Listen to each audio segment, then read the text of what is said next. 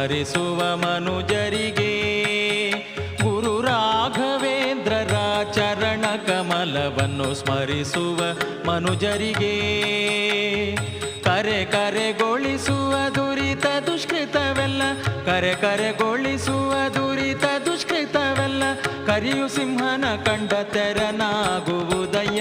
ರಾಘವೇಂದ್ರರ ಚರಣ ಕಮಲವನ್ನು ಸ್ಮರಿಸುವ ಮನುಜರಿಗೆ ಗುರು ರಾಘವೇಂದ್ರರ ಚರಣ ಕಮಲವನ್ನು ಸ್ಮರಿಸುವ ಮನುಜರಿಗೆ